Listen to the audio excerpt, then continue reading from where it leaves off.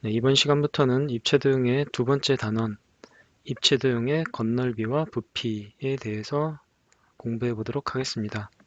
겉넓이와 부피이다 보니까 아무래도 이제 좀 계산하는 문제들이 좀 많이 나올 것 같네요. 그렇죠? 네, 원리를 잘 알고 한번 풀어보도록 하겠습니다. 먼저, 네, 겉넓이. 주로 이제 겉넓이에 대해서 먼저 배우고 나서 그 다음에 부피에 대해서 배울 건데요. 저희가 입체도형을 보면 이제 뭐 크게 보면 기둥, 네, 기둥이 있고, 네, 뿔이 있고 또 뭐 뿔대가 있었죠. 뿔대가 있고 또 구가 있고 이렇게 크게 보면 이제 네 가지 형태가 있죠. 그리고 기둥에는 이제 N각 기둥처럼 네, N각 기둥처럼 밑면이 다각형인 애도 있고 네, 원기둥처럼 밑면이 원인 애가 있습니다. 마찬가지로 N각 뿔도 있고 또 원뿔도 있고요. 여기도 마찬가지로 N각 뿔대 그 다음에 원뿔 네, 원뿔대 네, 이런 식으로 해서 있고 구도 네, 구는 또 따로 있죠. 그래서 요런 이제 뭐 여러 가지 종류에 대해서 우리가 각각 겉넓이를 한번 이제 집중적으로 배워보도록 하겠습니다. 기둥의 겉넓이, 기둥의 겉넓이는 이제 기본적으로는 전개도를 그린 다음에 전개도의 도형들의 넓이를 모두 더하면 겉넓이가 되겠죠. 예. 예를 들어서 여기 이제 사각 기둥이 있습니다. 네, 사각 기둥이 있는데 이거를 겉넓이를 구한다라고 하면 각각의 면의 넓이를 다 하나씩 더하면 되겠죠. 네, 사각기둥은 총 6개의 면이 있습니다. 밑면이 2개가 있고 그다음 옆면이 네, 사각형이 4개가 있죠. 그러면 이 6개, 총 6개의 사각형의 넓이를 모두 구해서 구해서 더하면 그게 이제 겉넓이가 되는 겁니다. 그렇죠? 그래서 겉넓이 뭐 이렇게 이제 단순한 우리가 볼 때 이제 단순한 이런 그 사각기둥 또는 육면체 이것의 밑넓이는 겉넓이는 밑넓이 2개를 서로 더하고 밑넓이는 서로 이제 이 기둥을 이루는 두 이제 그 도형은 밑면을 이루는 이 도형은 도형은 서로 합동이죠. 그러니까 밑넓이를 하나를 구한 다음에 곱하기 2를 하면 되고, 그렇죠? 밑넓이를 곱하기 2를 하면 되고, 옆넓이는 이 네 개의 사각형을 다 더한 큰 직사각형 이 넓이를 구하면 되겠습니다. 그래서 옆넓이는 이 통째로 하나를 이제 구하고요. 그 다음에 밑넓이는 각 하나를 구한 다음에 곱하기 2를 한다. 그렇게 해서 우리는 기둥의 겉넓이를 구한다. 이건 이제 물론 이제 원기둥이 아닌 N각 기둥의 겉넓이입니다. 자, 그래서 뭐 예를 들어서 뭐 이런 거죠. 3cm, 4cm. 밑면이 3cm, 4cm인 직사각형이고 높이가 8cm인 8cm인 이런 사각기둥의 겉넓이를 구하려면 어떻게 하느냐? 딱 보면 전개도로 그려보면 이렇게 되겠죠. 3, 4, 3, 4. 3, 4, 3, 4. 네. 3cm가 두 번, 그 다음에 4cm가 두 번 들어있겠죠. 그리고 총 4개의 옆면을 이루는 직사각형이 있을 것이고, 높이는 얼마입니까? 8이죠.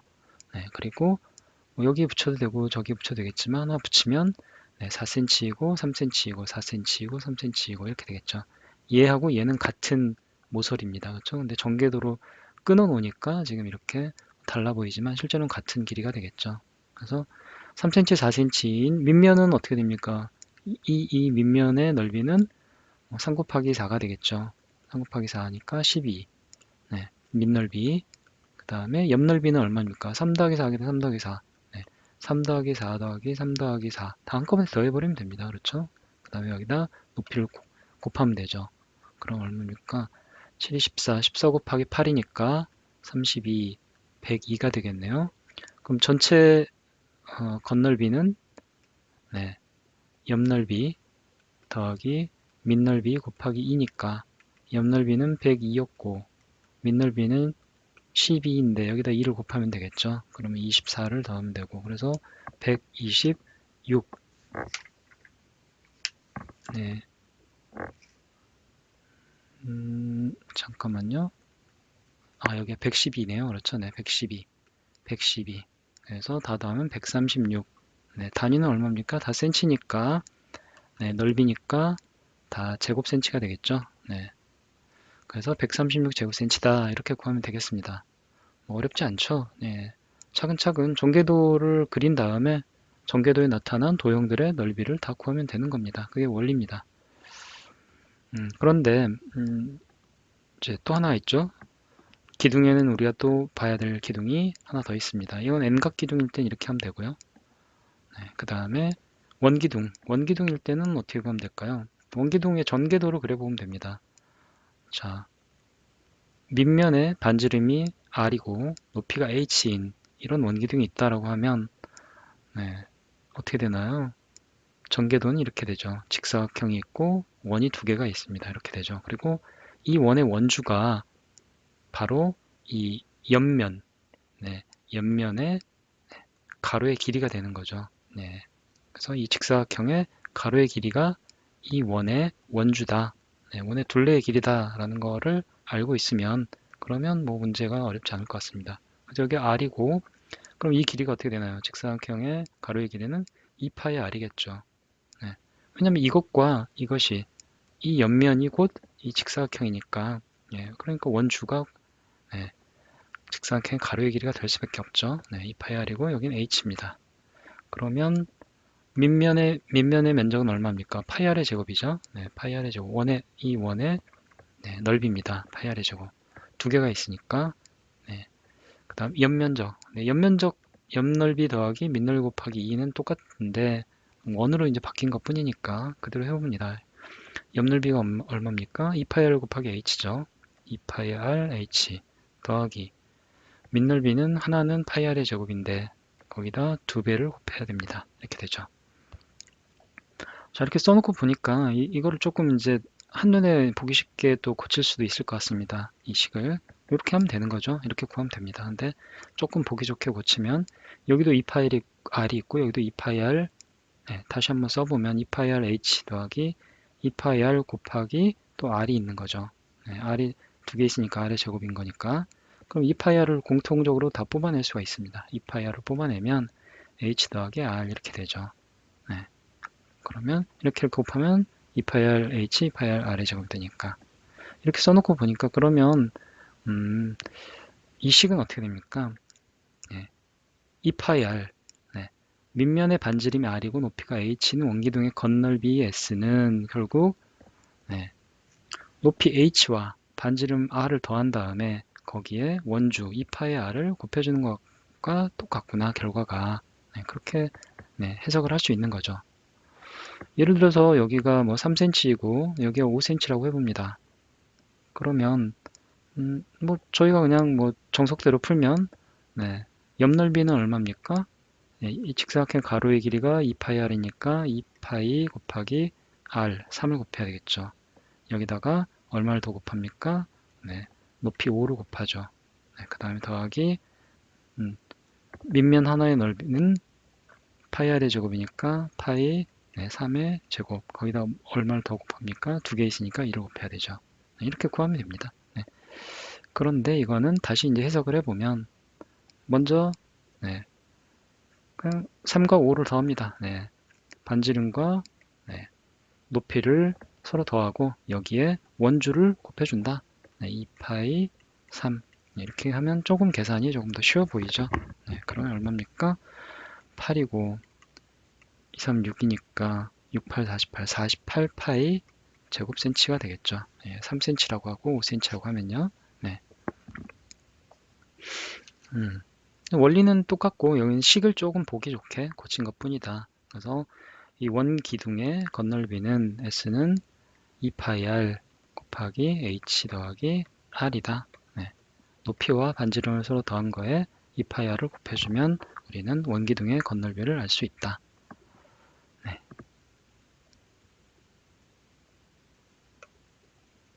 조금 정리를 하고 네, 보겠습니다. 자, 근데 저희 이제 책에서도 언급을 하고 있는데요. 한 가지 좀 생각해 둘 거는 이 기둥의 옆넓이를 구할 때 옆넓이는 어떻게 구하느냐. 만약 이렇게 하트 모양 우리가 이제 배운 적 없는 엉뚱한 뭐 이상한 모양의 기둥이라고 해봅시다. 이런 기둥이 있습니다. 기둥이 이렇게 쭉 있어요. 그러면 이제 이거의 옆 넓이를 만약 구해라 라고 하면 어떻게 될까요? 이, 이 하트 모양의 둘레의 길이가 2파이라고 해봅시다. 2파이 센치입니다. 그리고 높이가 10cm면 그러면 우리는 뭐 모양 이상하게 생겼더라도 이 둘레의 길이만 알면 그리고 높이만 알면 옆면의 면적을 알 수가 있다. 넓이를 알 수가 있다. 어떻게 하느냐?